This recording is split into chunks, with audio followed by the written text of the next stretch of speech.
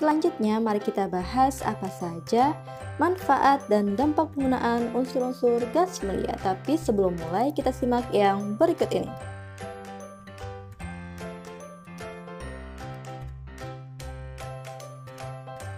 Pun dalam sistem periodik unsur, masing-masing unsur terdapat yang namanya lambang unsur, kemudian nama unsur, lalu ada massa atom, kemudian ada juga nomor atom, tingkat oksidasi, lalu ada yang namanya titik didih, titik leleh, dan massa jenis, dan yang terakhir adalah struktur elektron atau konfigurasi elektron.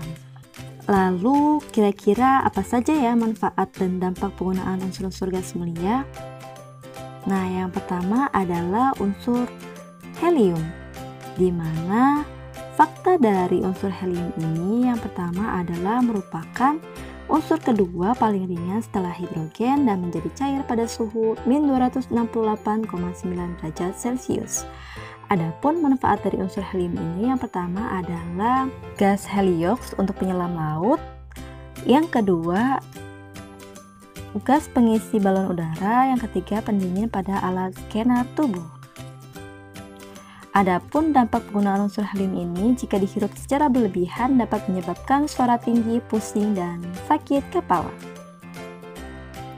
Nah, yang kedua adalah unsur neon, di mana fakta dari unsur neon ini dapat memancarkan warna orange kemerahan jika diberikan tegangan listrik. Manfaat dari unsur neon ini yang pertama adalah dapat digunakan untuk reklame. Yang kedua, bisa dijadikan gas pengisi pada lampu pijar, dan yang ketiga adalah lampu indikator tegangan listrik. Nah, dampak penggunaan unsur neon ini jika dihirup secara berlebihan dapat menyebabkan pusing, muntah, kehilangan kesadaran, dan kematian. Nah, ini juga berlaku pada unsur argon, kripton, dan xenon. Yang ketiga adalah unsur argon, di mana fakta dari unsur argon ini adalah unsur yang paling banyak penggunaannya di sektor industri. Nah, manfaat dari unsur argon ini yang pertama adalah gas pengisi pada lampu pijar, kemudian pakaian penyelam pada scuba diving, dan pelindung gas inert pada pemotongan logam. Unsur selanjutnya adalah kripton, di mana fakta dari unsur kripton ini sebagian kecil ditemukan pada mineral dan meteorit. Manfaat dari unsur kripton ini yang pertama adalah lampu busur di bandara, yang kedua adalah lampu tungsten dan neon, yang ketiga adalah alat pendeteksi kebocoran pada jantung. Unsur selanjutnya adalah xenon, di mana fakta dari unsur xenon ini massa jenisnya adalah 4,5 kali lebih besar daripada udara dan sangat langka. Nah, manfaat dari unsur xenon ini yang pertama adalah lampu fotografi, kemudian yang kedua adalah obat bius atau anestesi, yang ketiga adalah alat penghitung neutron. Yang terakhir adalah unsur radon, di mana faktor unsur radon ini yang pertama gas yang dihasilkan dari reaksi peluruhan radioaktif radium, yang kedua isotop N291 waktu paruhnya 3,92 detik, Rn22 waktu paruhnya 55,6 detik, yang ketiga adalah Rn222 waktu paruhnya 3,8 hari. Nah, manfaat unsur radon ini yang pertama adalah untuk terapi kanker, yang kedua adalah sumber neutron, dan yang terakhir adalah alat untuk memprediksi gempa bumi.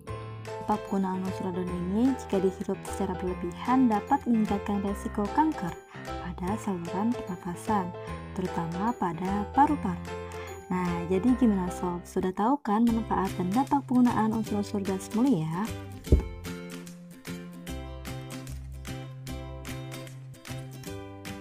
Oh iya sob, untuk lebih tahu tentang reaksi-reaksi kimia apa saja yang terjadi pada unsur-unsur gas mulia, yuk kita intip materi selanjutnya.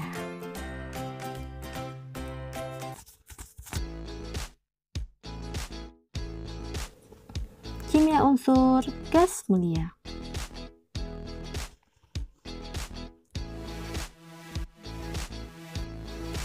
Ngomong-ngomong nih sob, seperti yang kita ketahui bahwa unsur gas mulia cenderung stabil. Namun, apakah unsur-unsur ini dapat bereaksi dengan unsur yang lain? Penasaran kan? Nah, mulanya unsur gas mulia sukar bereaksi, namun beberapa faktor kimia dapat mereaksikan unsur gas mulia. Senyawa yang pertama kali disintesis adalah xenon heksafluoroplatina.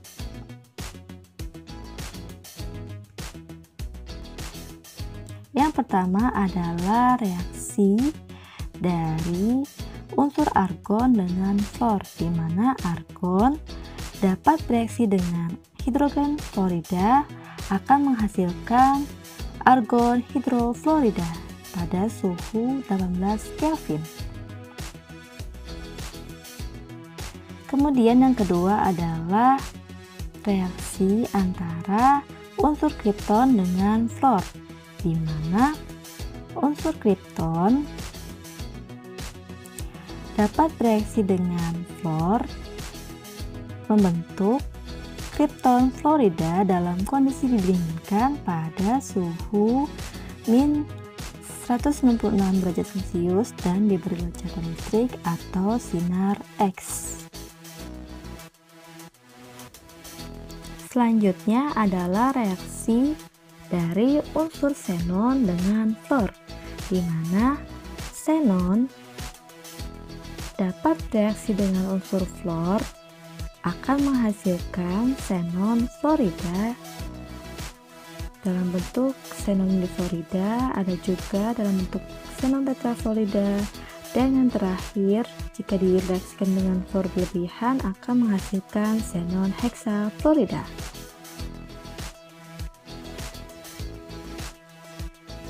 Selain itu, xenon dapat bereaksi dengan air, di mana senyawa dari xenon ini berupa xenon heksafluorida dapat bereaksi dengan air akan membentuk xenon trioksida dan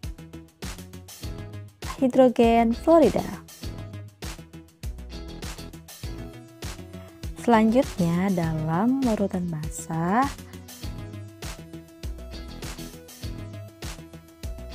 xenon trioksida ini akan bereaksi menghasilkan ion xenat berupa asam xenat. Nah, kemudian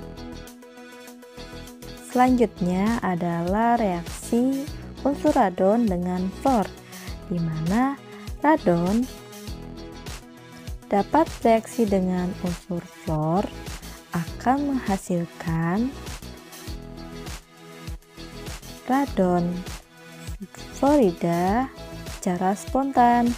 Nah, jadi gimana sob? Sudah tahu kan reaksi apa saja yang terjadi pada unsur-unsur gas mulia? Semoga bermanfaat. Simak video selanjutnya. Terima kasih.